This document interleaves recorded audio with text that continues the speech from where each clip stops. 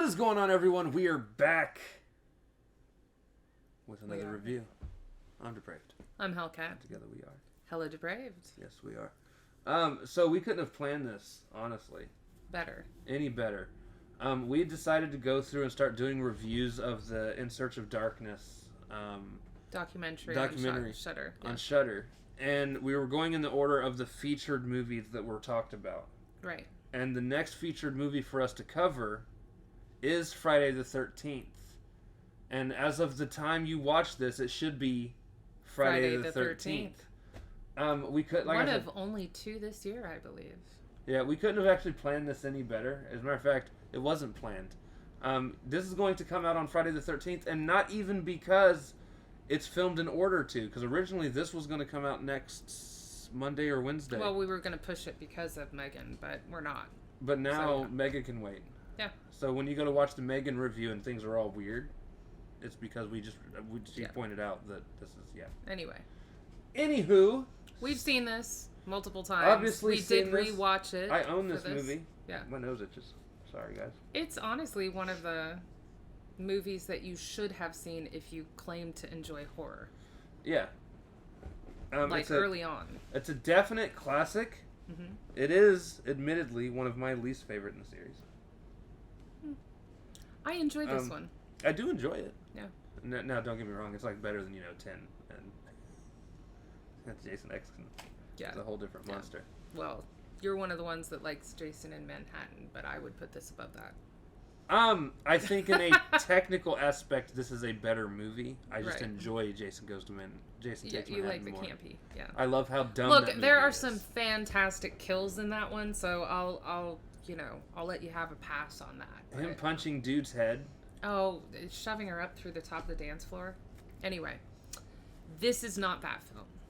This mask is not agreeing with me tonight, and I don't know why. What I do like about this film is it's new.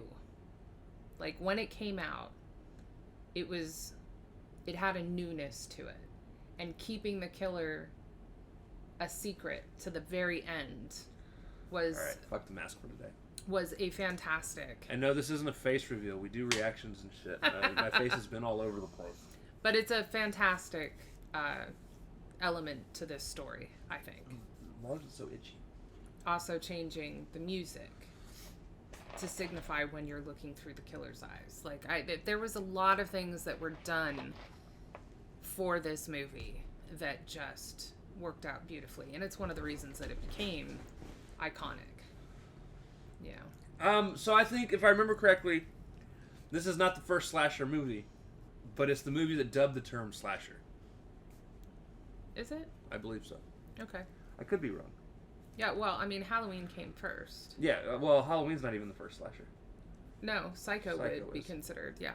Actually, I think the first slasher is Bay of Blood. I've seen that. It was an Italian horror movie. Yeah, but did Bay of Blood come before Psycho? I believe so. 13 Women, 1932. Wow. Okay, now I need to watch that. Last time I typed that question in, it told me Bay of Blood, and I was super excited. So that's why I watched Bay of Blood. I think a lot of these are giving you different answers because I think that's kind of subjective. Psycho is considered the most, So there's no actual technical. Yeah. Anyway, I think that they did a lot of good things with this movie, especially for the time. Right. And I will mention this again because it's something that I pointed out that I've seen this a bunch of times, but obviously you don't necessarily keep track of like the timing within a movie if you haven't seen it recently. They really paced out the kills very nicely. The first one happens before the opening credits. You know what you're getting into. The next few, they die really quickly, honestly. Right. There's not a hell of a lot of meat in between. There's not a huge amount of story. And I don't feel like that's what people were necessarily there for. But it gives you just enough that you're like, okay, I'm interested. twist at the end, you're like, okay, that was really good. Right. So, it has its place. So, before we get too far into this, we have watched so many documentaries that this movie or this series has either been based on, a part of, Featured in. We've seen the Kane Hodder story. We've seen Camp fucking Crystal tragic. Lake Chronicles, or whatever the hell it's called. That's a good one. Which I'm pretty sure I have the DVD of that, because I'm pretty sure it's one of the extra things in the Crystal Lake collection that I've got. So. We're bummed that most of them are no longer on Shudder, because FML. I hope you're listening, Shudder, because Bring them back, please. Right. We used to go to bed watching those. Those were like 8 hours long, or like not that long. They were like 4 hours long. They were really long. 4 to 6 hours long. But yeah, so we know a lot of the behind the scenes stuff that happens throughout the series. Yeah.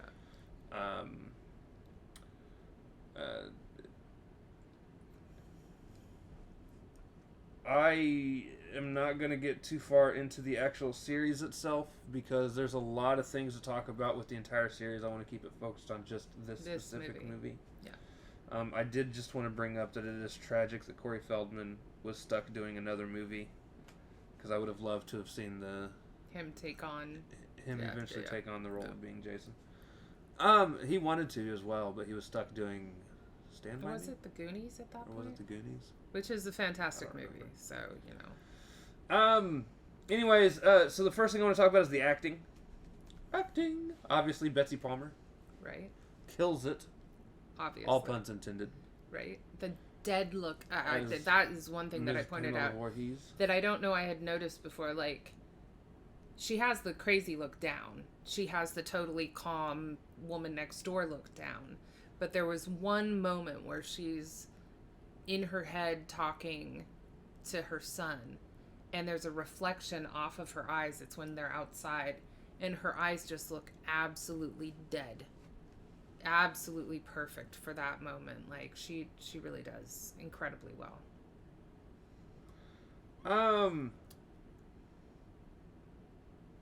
Now the rest of them, obviously, so I don't know who most of the rest of the people are. Obviously, we know who Kevin Bacon is. Right. Kevin Bacon, the horror god. No, he's not the horror god. No. But he's had a very long, very I always good confuse acting career. Kevin Bacon and who's the guy in the first Purge? Ethan Hawke. I always they're always similar. Confuse Ethan Hawke and Kevin Bacon. But for Kevin some Bacon reason. was just in They Them. Of course, he's kind of like Jamie Lee Curtis in terms of he started out with horror and then was able to break into regular acting. So he's done Footloose, he's done he's done other horror as well, but has just had a really fantastic career, which is good for him, because from what I've heard, he's a truly nice guy. Right. Definitely deserves it. I can't. Why would Kevin Bacon's Wikipedia page not have what movies he was in? That is so dumb. Because I wanted to make sure that I wasn't about to start listing him off in some wild shit. All of Ethan Hawke's work. Ethan Hawke's probably in. Right. So he did They, Them. Mm-hmm. Which one of them was the black film? Was that Hawke? That's Hawke. Okay. I'm telling you guys. It's a terrible, terrible thing. Right, but he has done, The Darkness, Black Mass. He was in R.I.P.D. as the villain. Mm-hmm. Mm-hmm. I thought that was Ethan Hawke. I quit. I told you, I get them mixed up all the fucking time. All the time. I can see it. I can see it. But Ethan Hawke, is another fantastic horror king, in my opinion. So, anyway, I think the other acting isn't as important in this because, again, they die off really quickly.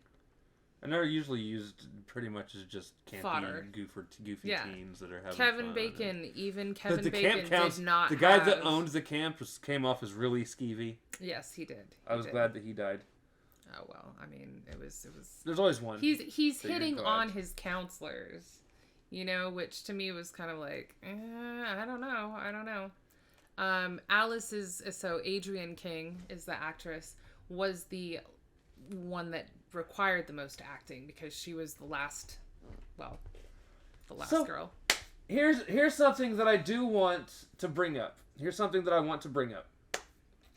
I have heard so many people talk about how he shows up as a kid in this movie, and then it seems like in the next movie he's an adult because that's when Jason gets introduced. I was going to talk about that at some point. Yeah. And I feel like there's this Mandela effect of stupidity. Because very, very clearly in the very beginning of the movie, it says it's 1958 when Mom makes her first kill. Which means he had to have died... In 57. In 57. Or 58. He could have died... No, they say it was 57. Was it 57? Yeah.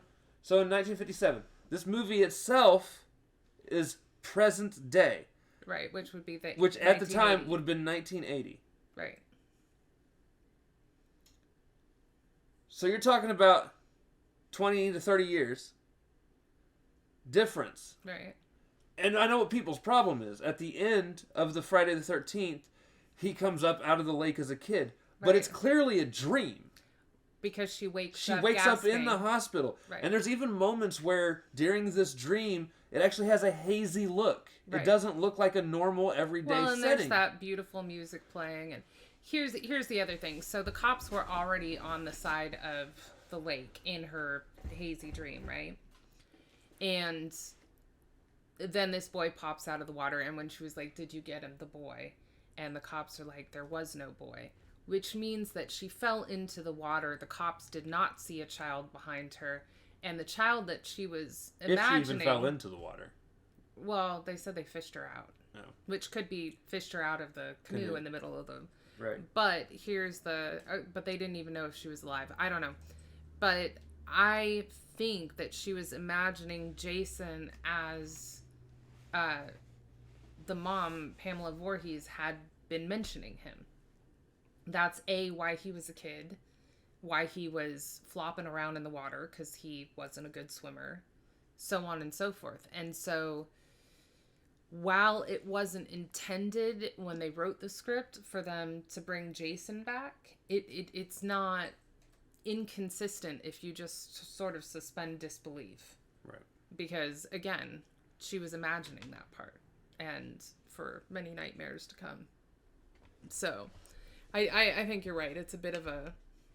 Everybody forgets. They even mention it in one of the documentaries. Oh, yeah, they're talking about it. They're like, I thought he was a kid, and then, but if he died as a child, how did he progress to a man? I think is the problem. But he's a zombie. He's always been clearly mentioned as a supernatural... Yeah, but then there's mentioning that he didn't even die. Right. Which is my theory. I don't think he did. He just lived in the woods and got to see his mom beheaded, and that's what sent him on his downward spiral. But, you're talking about arsons and other accidents that have happened there. Why couldn't he have been part of the problem? I mean, let's be real. According to Jason Goes to Hell, it's more of an entity than it is a... Exactly. That's such a terrible movie. Right. This is definitely better than that one. So... I really liked Mrs. Voorhees as the villain. I don't. That's where my problem with this movie comes in. And I knew that this was... I really like it. Okay, I want you guys to understand something. Again, I was born in 85. I am in my 30s.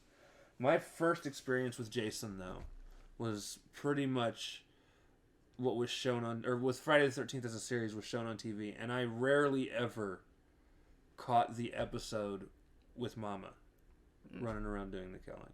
I almost always caught a Jason episode. Or a Jason movie on Friday the 13th. I want to say it wasn't until I was a teenager that I even knew that she was the original. That she was the original killer. And Ghostface would have killed you. remember watching the movie. Ghostface wouldn't have killed me. He'd have tripped over something and broke his fucking neck. He's the most worthless slasher ever fucking made. Anyways. Who was the killer in Friday the 13th?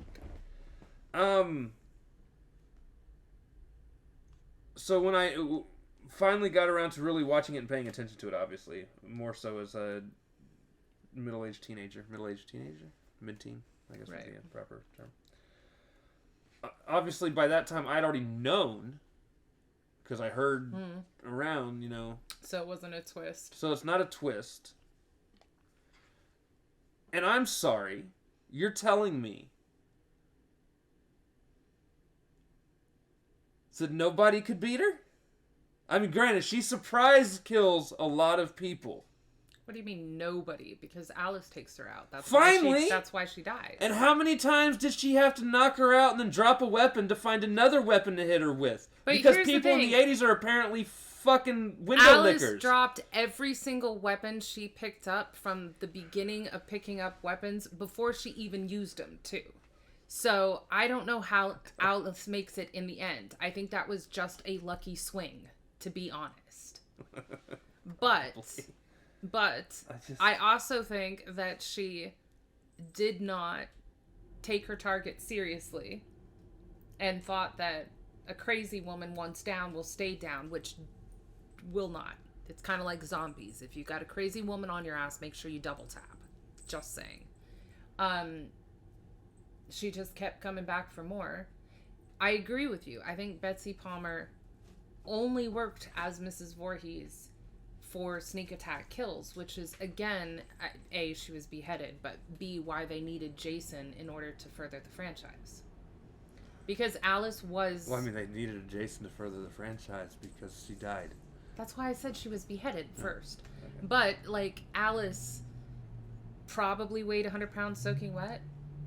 And their fights were pathetic. Their fights were pathetic, by the way. The shots that, you know, Mrs. Voorhees got into Alice and the shots that it was we were both sitting there shaking our heads like, you gotta be serious. But I think that she couldn't have furthered the franchise. She really could, because once it becomes stalking or anybody who's struggling, fighting back, it wouldn't have worked. Yeah. There's also,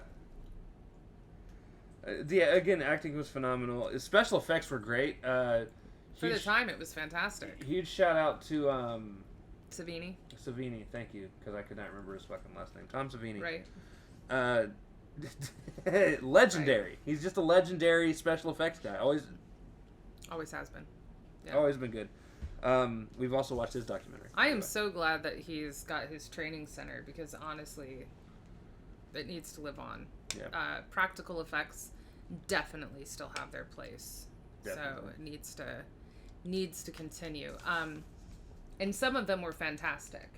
I mean, not that all of them weren't, but like the shoot with Kevin Bacon taking the arrow up, because a lot of it was brand new at that time. Taking the arrow up through the bunk bed. I know that. My only complaint with any special effects was anytime Pamela was used, aside from actually showing her face on screen, it was usually a guy that was portraying her.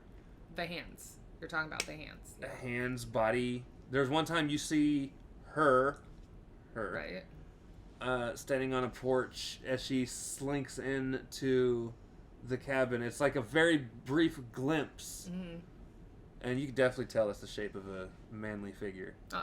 It's honestly my other big complaint about the movie. I really feel like they should have had her doing that, or at least another lady. Right. Because there are just so many times she does not have sausage fingers. Well, and they even point out, Savini pointed out that his hands show up in the end or something, and Betsy Palmer was saying in one of her things, she's like, I do not have hair on my hands. Yeah. You know, which she doesn't. Makes sense. They should have just had her or another woman. Right. I think that they did a really good job, especially for not necessarily knowing what they were doing from the get-go. you know. Well, they even said when they went into this, they just wanted to make a movie Called Friday the 13th. Called Friday the 13th. And how did he word it? It was a knockoff of Halloween. It was a knockoff of Halloween, but they also just wanted to see if they could make a movie that had a beginning, middle, and end that people would come and see. Yeah. And they had very little of a script. And it ended up blowing up. People loved it. And I'm glad they did. Again, I love Jason as a character. Right. Obviously, Jason's not the killer in this, but he goes on to be one of the Mount Rushmore heads of slasher and horror movies in general. And I like Betsy Palmer in this role because I feel like Mrs. Voorhees is like almost like a plot device for the rest of the franchise. But like you've got her in the Birthed a Monster series, kind of like in Psycho. Right. You know, Norman Bates' mom, or you've got the mom in... Well, I mean, she's talking to herself as Jason and herself. Right, but you've got, like, Madame Firefly, or, you know, I mean, like, I love the crazy mothers that have monstrous children. It's, you know? My favorite thing to come out of this movie and this franchise is Ice Nine Kills' You're all doomed. You're all doomed. Their song about... But yeah, they're Friday the 13th. I mean, they've got a couple. They've got the song that's specifically Are you about talking about... Well, I don't consider Jason's Mom their song, though. That's more of it's a parody. That's a great song, though, too. It's a great parody. Yeah. But I'm talking about their actual... I know. That's why I said they have a couple. Anyway. But that's also, again, more talking about Jason still being there. But, the way they did the end to match up with how the end of Friday the 13th Part 1 happened, it was done really well. All of their songs are. Yeah. Yeah. No, so we talked about the acting. We talked about our thoughts of the plot. And we've talked about special effects. I guess that means it's time for us to rank it. Yeah. What do you give it out of 5? Based on our ranking stuff and the time that it came out and so on and so forth, I honestly this one's a good 4 out of 5. Okay. Yeah. She's far more and far honestly, more the only reason that it doesn't get higher than that is, while I don't necessarily think that it needs it, there's not much of a story. There's really not. I mean, this is one of those storyless... Mom gets revenge story. I still enjoy it. Like, I don't think... That's why I said I don't really think it needs it. It's where campy horror was born, basically. Right. But because it was one of the originals, I give it a pass. So, 4 out of 5. I are prejudiced. I'm going to give it a 3.5 out of 5. I do still love the movie. It's Friday the 13th. What's there not to love about it? Right. I just, if I'm talking about, story will always be the most important thing for me in a movie. It doesn't matter how bad the movie is graphically, how bad the acting is. If you've got a story that is captivating, right, regardless of how bad everything else is, you're there. I'm there. I agree with you. I agree. And the story here just is not as... What story? There's really no story until the end. There's just not. Like, as soon as Betsy Palmer introduces herself is kind of where there is a story. Like, we covered The Changeling, and the story there is... Fan-fucking-tastic. So fan-fucking-tastic. Yeah. The movie before that, The Fog. Even The Fog had a really good story. Right. Like, I barely... It was a more basic story, but it was really good. I barely rated it lower than The Fog. Right. No, The Changeling. Or The Changeling. Yeah. The Fog was just a little bit below The Changeling for both of us, but The Changeling had a very involved, although simple to decipher story. And if anyone wants to be like, it's a slasher, what are you talking about story? A Nightmare on Elm Street has a fantastic story, riddled with story plots. Right. So that's not an excuse. You look at The Collector. Okay, The Collector's probably a bad example. There's a fair number with. I mean, Psycho. Psycho has a great story. The original, yeah. Great and this story. one is just kind of Midline. The story gets better and worse as the series goes. Depending. Yeah. Right. But yeah. I'll agree with you. Yeah. But I still give it a 4 because I'm not as... I really like the mother kind of story. I think that because of the pacing and everything in this, the storyline was not as necessary. But they're going to hate us when we get further into any of these franchise and, we say why the beginning ones ranked so low for us in comparison. So, just wait till we get to our remake comparison videos. Yeah, there's our spoilers for you. You're going to hate us. Yeah. That comes at a later time, though. Anyways. At a later date. That was a lot of fun. Yeah. I don't know what our next one is. I think it's The Shining. It is The Shining. Speaking of people going to hate us. We'll get to that when we get to that bridge, though. We'll cross that bridge when we get there. Mm-hmm. So yeah, that will be the next. Well, the next one you guys are going to get to see is going to be Megan. Even though when you watch the Megan one, we're going to tell you then that the next one you're going to see is Friday the 13th. Ignore us.